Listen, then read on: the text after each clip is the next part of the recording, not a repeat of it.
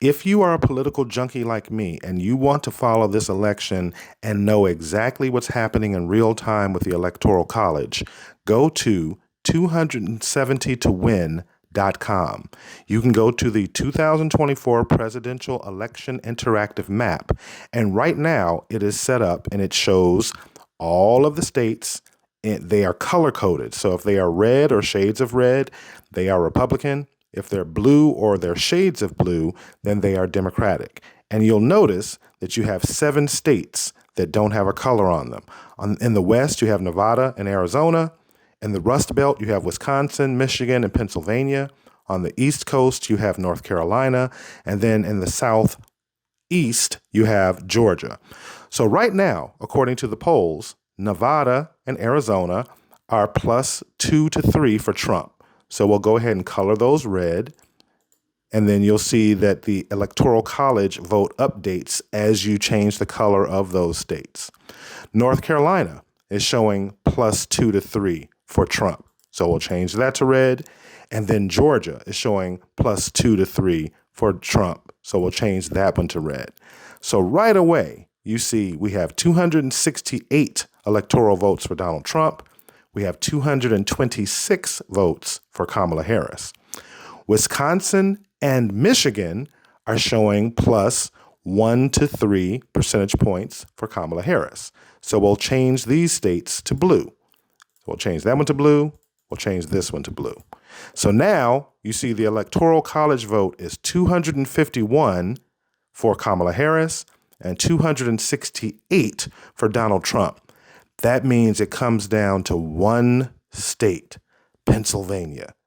And Pennsylvania is a really pivotal state because you'll remember that just about a week ago, Donald Trump had that rally at Madison Square Garden, and that comedian, Tony Hinchcliffe, told those really bad jokes about Puerto Ricans. So right now, if that rally at Madison Square Garden, if those 300,000 to 400,000 Latinos in Pennsylvania are angry enough and they vote for Kamala Harris, we change this to blue, it's exactly 270 electoral votes for Kamala Harris to 268 for Donald Trump. Kamala Harris wins. But if they don't, if they're not angry enough and Pennsylvania goes for Donald Trump, then it's 287 for Donald Trump and 251 for Kamala Harris. All of this might boil down to a few tens or hundreds of thousands of Latino votes in Pennsylvania because this one comedian at this one Trump rally told this off-color joke, and that one incident might be the determining factor on whom is going to be the next president of the United States. I went ahead and put together another compilation video for those of you who are following this channel and for those of you who are returning to this channel. We didn't hit our goal of 1,000 subscribers in October, so we're going to reset for November. We've got 30 days, just about, well, today is November 2nd, and there are 30 days in the month, so we've got 28 days.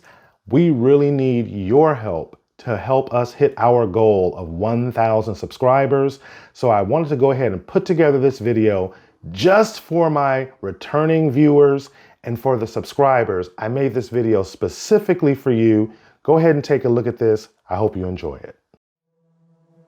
I've been wandering through the desert of small YouTube channels.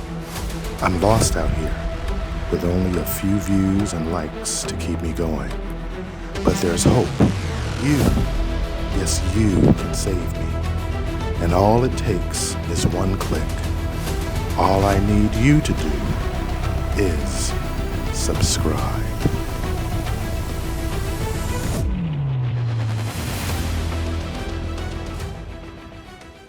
What I'm going to do right now is I'm going to put a link to that video because if you remember earlier, I alluded to the importance of Pennsylvania, how this entire election might come down to Pennsylvania. So I'm going to go ahead and you can look at the video here about Donald Trump when he was at Madison Square Garden. I put together a video about that, so you can go back and take a look at that. And I also put together another video about Pennsylvania and the Amish community and the black men in the inner cities of Philadelphia who are supporting Donald Trump. This is going to be a nail biter, everybody.